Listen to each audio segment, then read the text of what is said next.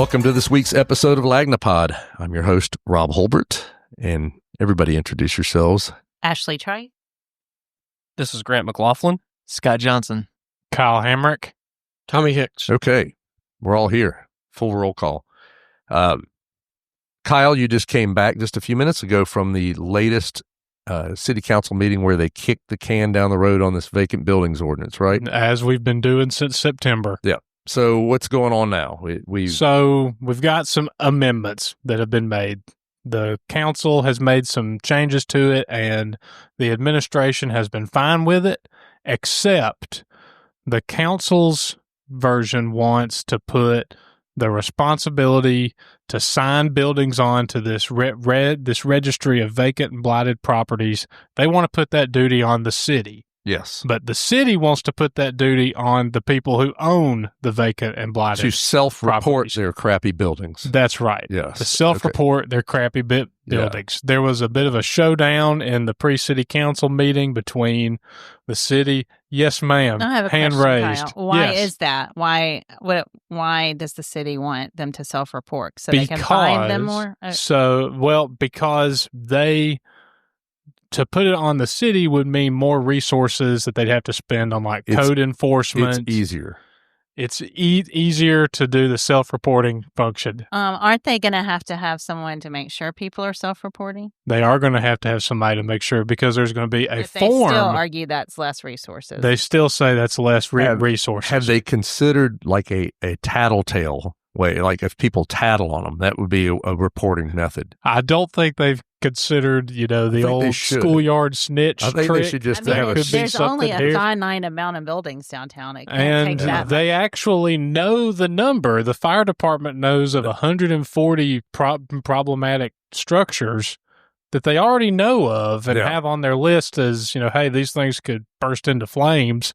So they have this information, but Ricardo Woods, the city attorney, said that the city doesn't want any vacant or blighted property owner to feel targeted by this. So by I think they should feel targeted. I thought that was the whole purpose of this, to make them feel targeted, shameful. Yeah, this is the part I worry about, is that we're going to spend a lot of time trying not to hurt people's feelings. We're going to have to get tough on this stuff. But so again, it's been kicked down the road. It's been kicked down the road next week, and we'll see what happens. Next week, we'll see what happens. Now, here at Lagnapod, what we really like to do is get a little behind the scenes and take you into the life of the newspaper reporter. I would like for you to tell people about the extracurricular activities that occurred today at the city council meeting involving a former mayoral candidate. That's right. So while all of this was going on, Marion Dias from Foley, who was a mayoral ran to be the mayor of Mobile. She was not on the ballot. She was not on the ballot because she's from Foley. She's a Baldwin County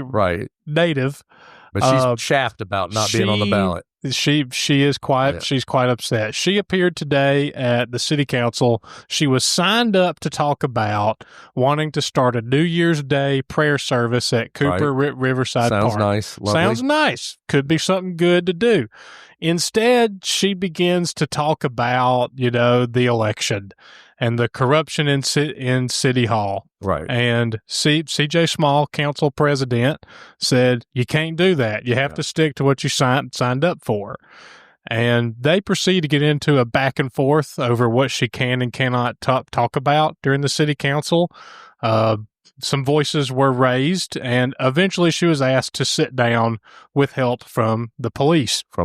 Okay. Fast forward to the end of the meeting, where me and the other members of the media are outside of the smoking atrium, cigarettes and drinking alcohol, sharing 11 in the morning, sharing war stories.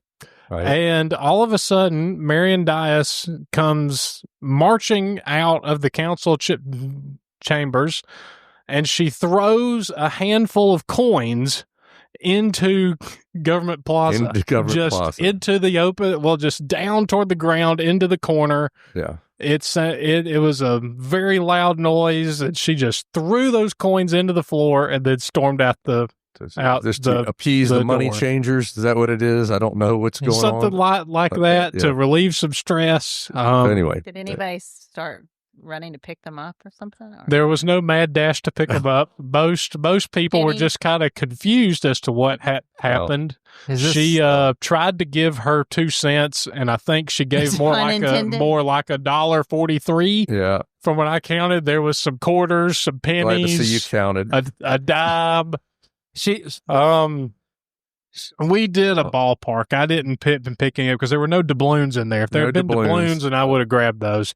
But then after that, she comes back into Government Plaza and tries to talk to Mayor Charigatis about the corruption that she witnessed. And some city spokespeople had to escort him away from her, and she eventually left on her own. This is the kind of excitement you don't get on, if you're, this is what you don't see in the paper. I have to say, I don't believe the Foley City Council is this thrilling. She should give them she should try them. But she might could save money on gas. She might could save some change. Apparently not. She's throwing it away. Grant, you've got the cover story this week, which is an interesting story about some activity in Baldwin County that basically the cities are using city money to help pay primarily football coaches. The football coaches do get the most, though they are by far the smallest group who actually, of the 90 plus staff in Baldwin County schools, these 8 coaches over the last 10 years have gotten almost 60% of $1.24 million. So this is like a supplemental program that cities pay extra money that goes through the Baldwin County school system to individuals who work for the school system, correct? That's right. Yeah. That's a fascinating story. We've been talking about this in the office for a while now. You've been waiting for a lot of records, waiting for our records and doing stuff. And so it's pretty interesting though, but it does seem a large percentage of it appears to go to football coaches. Yes, in exchange for, we reviewed more than 300 documents from the school district and several municipalities in Baldwin County, and kind of some of the conclusions that I'll quickly run through that the school district has no stake in regulating or monitoring this program outside of rubber stamping the funds. Right. And there are a lot of instances where the municipalities are not reporting to the school district what the funds were for. But the funds are primarily, they say, when you talk to them, they're saying, hey, they're running camps for us. They're doing things like this. Yeah. But there have been instances where they weren't really running the camps, or we're not sure if the camps are being run. Is that correct? The one instance we got on the record was that Chase Smith over at Spanish Fort, his contract with that city was that he was going to be a recreational liaison. Part of the deal was that he showed up to athletic association meetings in order to report that information to the council at their request, but he had not been doing that. And after learning of this, they were assured that he would start attending the meetings. And he said more or less it was a miscommunication of some sort. Yes, right? That's right. He just said, hey, I didn't know about the meetings. Now, you talked to somebody at Spanish Fort, one of the council people, I think, who kind of said, hey, having a great football team is part of our identity here, and this is helping us have a great football team. Kurt Smith, everybody. Now, Tommy, you've obviously been around sports for a while. Is this something that you hear about many places? Yeah. It's kind of a common occurrence, especially in bigger metropolitan areas. In bigger ones. Yeah. So they don't do it in Mobile, right? That we know of. Mobile County Public Schools does not have a similar program. No program like that. Right? What usually happens, you'll have athletic clubs that will raise funds to give to the head football coaches primarily to supplement the salary that they make. Some of these are quite large supplements, and some are just minimal supplements, just something else to try to keep the coach there from going somewhere else, or bringing a coach in who, just like in college football, if you've got somebody who's a really good coach over here and you want him. But that's people's private money. They're giving their money and saying, here's a pile of cash. In most cases, that's correct. But this is tax dollars. Yes, it is. Yeah. And it's not every day that a school district creates an entire program to funnel this money through. Yeah. And there are several reasons for that. But I feel like the most interesting of which is in the story, is that there was this idea that it could violate state ethics laws, because these staff members, particularly the coaches, would be benefiting from their specific roles outside of their regular salary, which is supposed to be their only. Some used to call that double dipping a little bit, is the terminology that people have used, that to say if you're getting paid by two tax sources for tax money, that would be double dipping. But that I don't know where that is on this. It's in terms, I'm not saying that is this, but well, there's a lot of that goes on here because of the proximity, Alabama, Mississippi. Yeah, you could work. I mean, Jack French coached in Mississippi for several years. Retired there, came over here, coached some more at Baker and coached at Faith before he retired. I mean, but he was getting a pension, will do that. Yeah, or go have camps and things like that. Of course, volleyball coaches around here. They're kind of known for having their own leagues, even their own, they'll have club teams and club, which can have hundreds of kids involved in it, paying thousands of dollars. It's a pretty lucrative thing.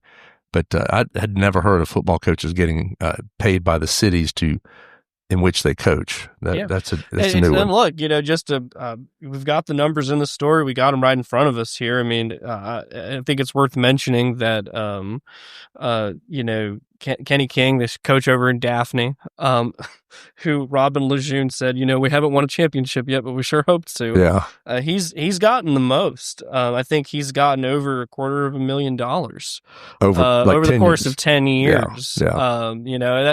That's over 10 years. That's roughly between $22,000 and $26,000 every year.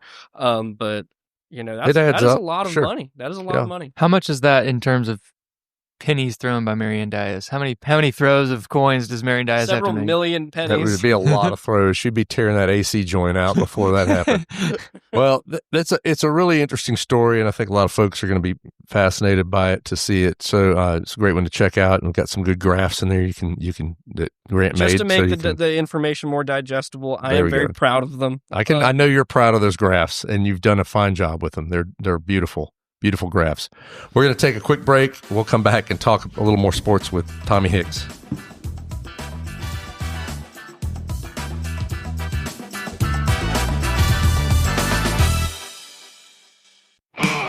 Down in our Alabama town, Land Yacht Daily is on the beat. For just $6.50, it's all the news, keeping local folks in the loop. Land Yacht Daily every single morning, catching up on stories while the coffee's pouring. The local troops on every page, news for the folks of every age. It's just $6.50 a month for Mobile's daily news, Lanyap Daily. Get signed up now at lanyapmobile.com and help keep Mobile funky. Down in our Alabama town, Land Yacht Daily is on the beat. For just $6.50, it's all the news, keeping local folks in the loop. Land Yacht Daily every single morning, catching up on stories while the coffee's pouring. The local troops on every page, news for the folks of every age. And we are back with Tommy Hicks. You had a great story this week about a retiring official. Yeah, Paul Green. He's 88 years old. He officiated his last football game at 62-year career officiating. Imagine how many times he's heard cuss words. I imagine he's learned a few. I bet he knows them all at this point. He didn't use any the other night. He knows all of them. He probably has heard them all. He officiated high school and college football and basketball. He also would serve as an official on Saturdays in youth football. I mean, who wants that? Would be fantastic to be in that shape at 88 years old, to be doing amazing. that, because that's not that's not a job where you can sit in a chair. You got to be moving around. You got to get going. Watching out for people who weigh a lot and who will run over you. Yeah, yes. I mean that's pretty impressive. He was a head official. He'd been he's in the Hall of State Officials Hall of Fame. He's in the High School Hall of Fame as well for Distinguished Service Award for all his years of really nice man. Just was great. And what was really cool is you said it's the right call. Nice. It's the right call to go out. So that was his last game, and the folks at Cottage Hill did a really nice thing. They got a football and painted it up and put I saw the 62 picture. years Very and nice. all that. Really nice, and Beautiful. presented it to him. He had a lot of friends and other officials that showed up for the game, so it was really cool. And other feel-good stories, you got a McGill kid who was doing double duty the other day. Yeah, right? Alex Martin had spent the last 4 years as a member of McGill's football team. He was offensive lineman. They asked him to move to tight end toward the middle of the year this year, and he did that. He's also been a long snapper for the past since he was a sophomore. But he also plays bass drum in the band. So this guy's a multitasker. So he's multitasking all over the place. Yeah, it was interesting. I saw they played Davidson earlier this year, and I was just watching a halftime show, and I looked in the back, and I said, that guy's got on football pants. He's got on uniform. Yeah, when you first told me about this story, I just, for some reason, thought that he goes and changes at some moment into his band uniform and does it. But I did not pick. But when I saw the photos with him with the football uniform on with the bass drum, he clears the helmet, the shoulder pads, and the jersey. Throws a big bass drum on and marches with his football pants. It's probably good. He doesn't get to hear the coach yell at halftime, that kind of stuff, and then he just gets up there. He skips all that. Pounds on the drum for a while. He has to move pretty quick on the road, though, because they're the first band up. Yeah. Then it's like, hurry up and get over there. But he said he had a love for both things, and that's cool. He asked him to find a way to. He worked out his schedule. Plus, he's taken all AP courses at school academically, so he's doing a pretty good job. Sounds like he's bound for greatness. I mean, got a lot of good stuff going on. Let's talk about playoffs. What do we got? We have 12 teams out of the 17 that made it through the first round. 12 of them won, so we'll have 12 teams in it. What's I guess the most amazing part about this is the first year ever that every 7A team from here won in the first round. Okay. Now, that's because they used to be matched up first round against East Alabama, which was Central, Thompson, that group. Good teams. Opelika, Auburn. And so they found it very difficult. So they brought this forth a few years ago, and the AHSAA said, okay, we'll swap it up. So this year they were matched in Huntsville. So we found an area of the state that's not as good. And they were not. They were not. They were not. And so they had to travel, two teams, Daphne and Fairhope had to travel more than 350 miles for a Friday game. They didn't leave on Friday. Right. On this one. And then those teams up there had to come down here to play MGM and Baker. So, but MGM, Baker, Fairhope, Daphne, all won last week. So the unfortunate thing for Fairhope is that they won, and now they get to play number 1 ranked Central at home on Friday. MGM has to play Thompson, which is the defending champion. Daphne has to play Auburn. Baker has to play Opelika. So it gets a little tougher this week. Got to see them eventually. Yeah, that's the same right. teams. Yeah. Okay. All right. And then we have a big game coming up this week, the Port City Classic. Port City Classic coming up. Yeah. Alabama State, which is having a really good year, and I think they are 8-2 at this point. And Mississippi Valley State's coming to town for the game. Okay. Not having as great a year, so Alabama State should be pretty heavily favored in this one. That doesn't mean anything. Doesn't mean anything. We've seen that, but I'm gonna bet. You're gonna put your money on that one. Yeah. You need to stop gambling so much. It's a problem. And then of course South Alabama. The season continues. They have 3 more games, and that will be it because lost the last outing, which gave them their 7th loss, which means they cannot be bowl eligible. Got to have 6 wins. Will not go bowling this year. They will be sit at home. It'll be interesting to see how the coaches play this. Will you see more younger players who have not played as much, getting time, kind of looking ahead? At the same time, you want that senior group to have a good experience. They're not going to throw in the towel, obviously. Right. But you want to try to build some momentum too at the end of the year is a good thing. Will this be a time where they throw some younger player? Will, like Jared Hollins, who has not had a chance to get on the field very often, will he get to play some of these last 3 games? And also coaches are coaching for their jobs. Yes, they are. Yeah.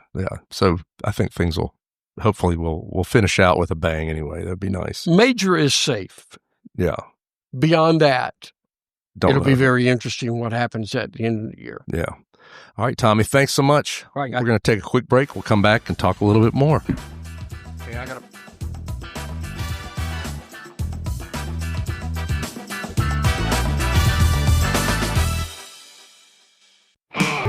Down in our Alabama town, Lanyard Daily is on the beat. For just $6.50, it's all the news, keeping local folks in the loop. Oh, Lanyard Daily, every single morning, catching up on stories while the coffee's pouring. The local truths on every page, news for the folks of every age. It's just $6.50 a month for Mobile's daily news, Lanyard Daily. Get signed up now at lanyardmobile.com and help keep Mobile funky. Down in our Alabama town, Lanyard Daily's on the beat. For just $6.50, it's all the news, keeping local folks in the loop. Oh, Lanyard Daily, every single morning, catching up on stories while the coffee's pouring. The local truths on every page, news for the folks of every age.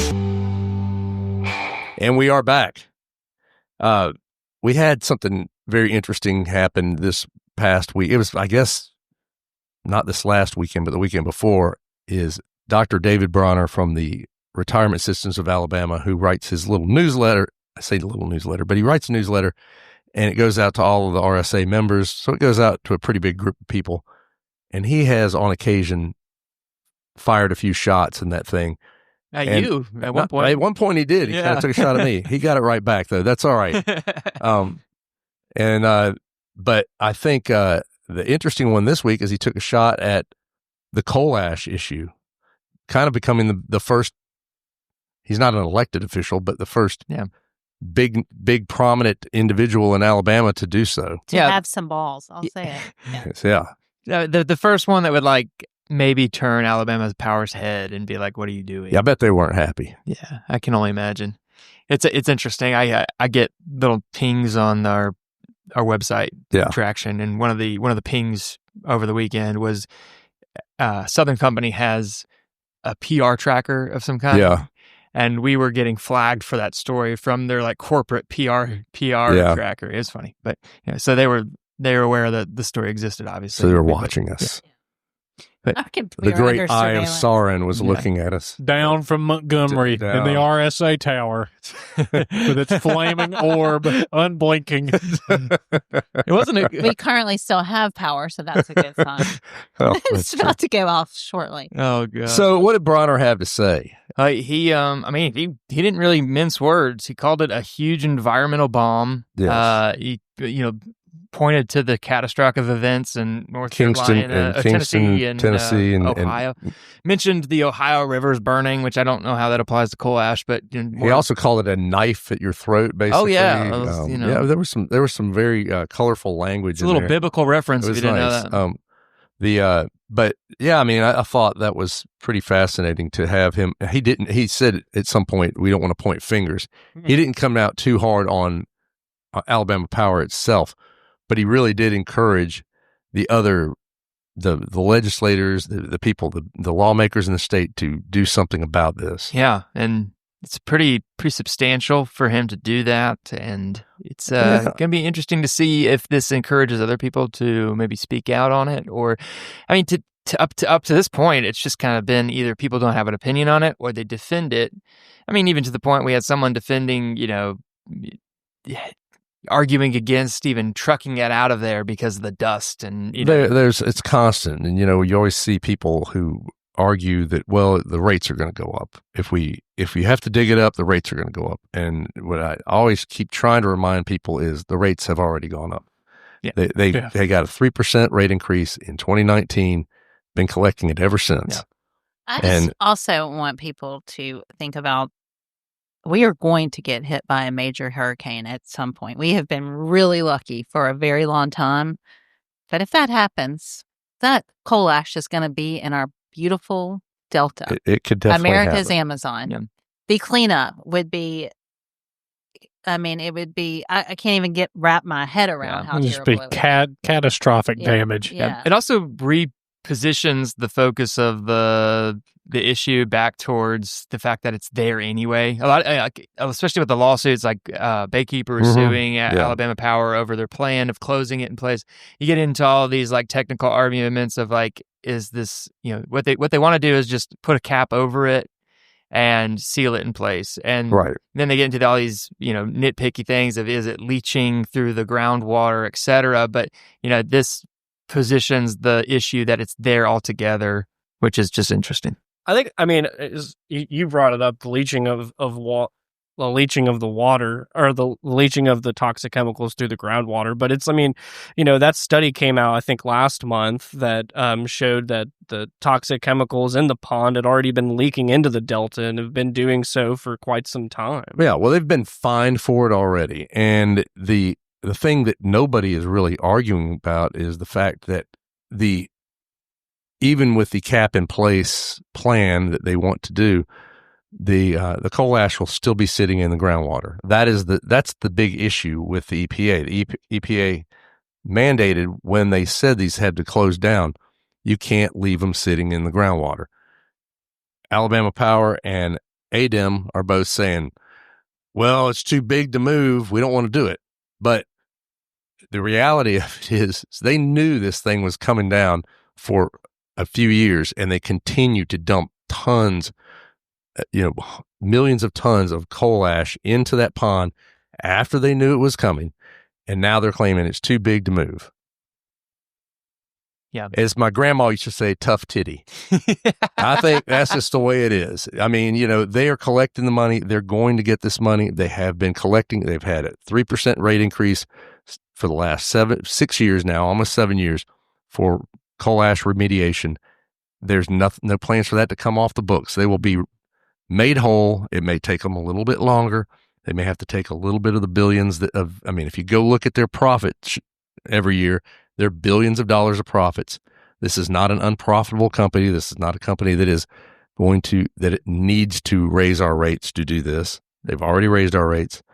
And they've raised our rates a bunch of times since then, so that have nothing to do with this. But not even to mention that they're not doing this plan anywhere else. Where it is. I'm glad Bronner brought it up again, and we've been after this a long time. It's really, to me, is the argument to be that it should be left there is just there's really not any merit to it. Yeah, I just don't see any merit to that argument. Getting thinner and thinner. It just doesn't have a lot there to say. The reason we should do this is anything other than it's going to cost us money, and we don't want to pay that money. Yep, and that's really not a reasonable excuse.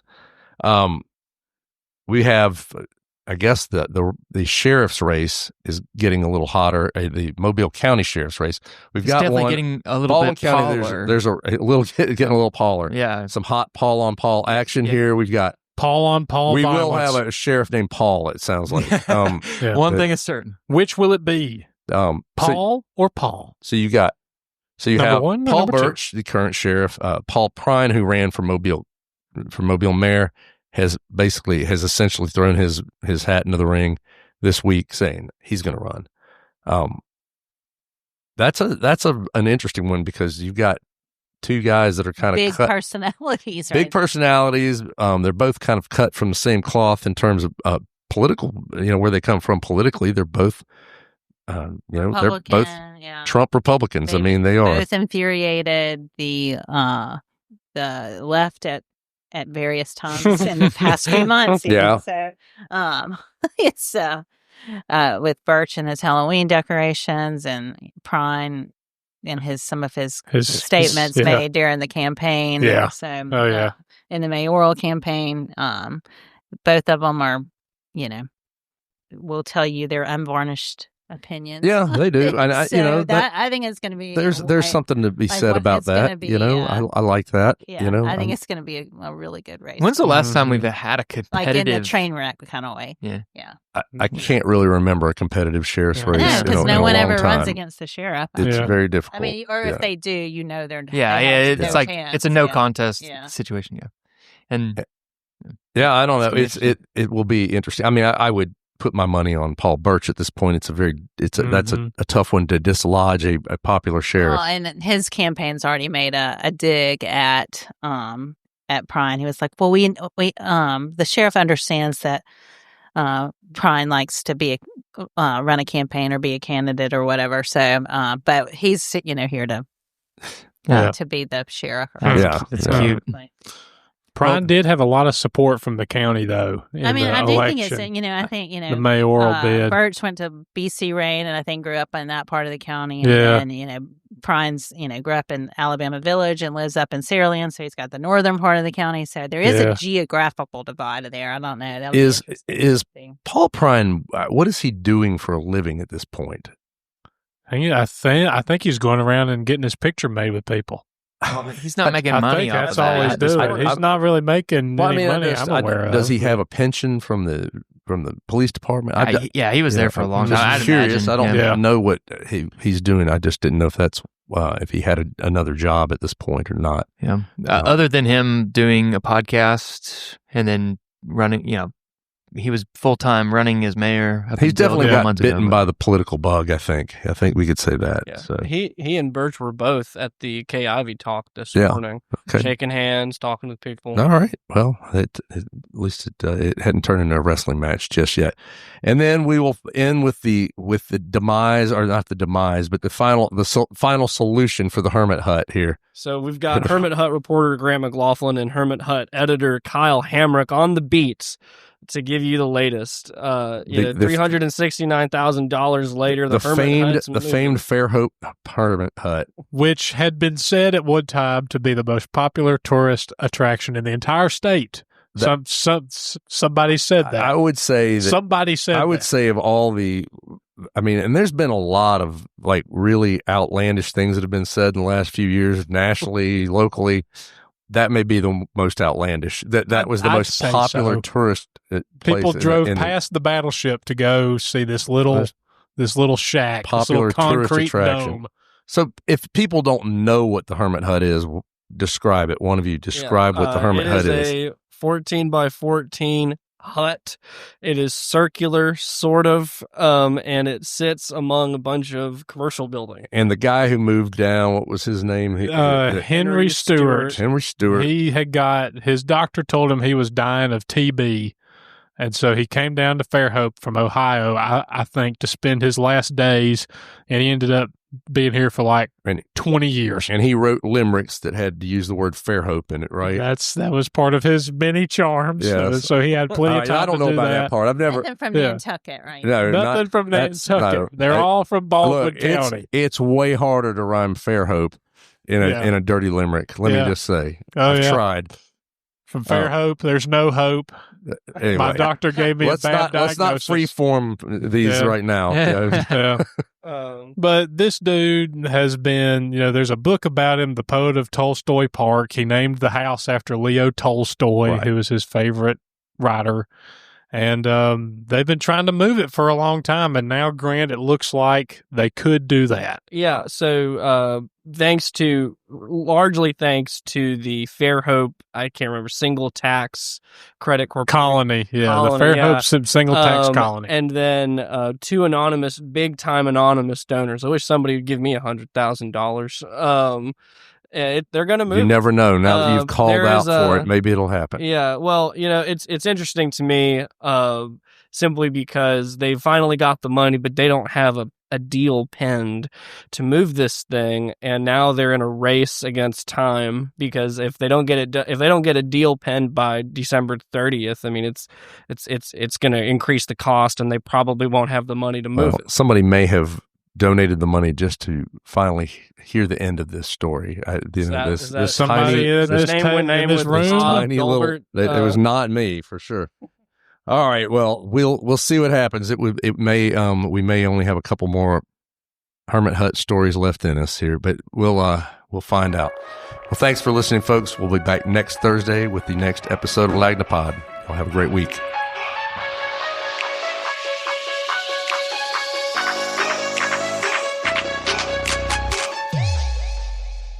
The Lagnapod is a Something Extra publishing production.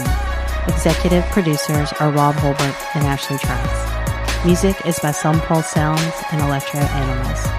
Only subscribers like you have access to this podcast. Tell your friends they can sign up at my.lagnapwebbill.com. For advertising opportunities, please call 251-450-4466.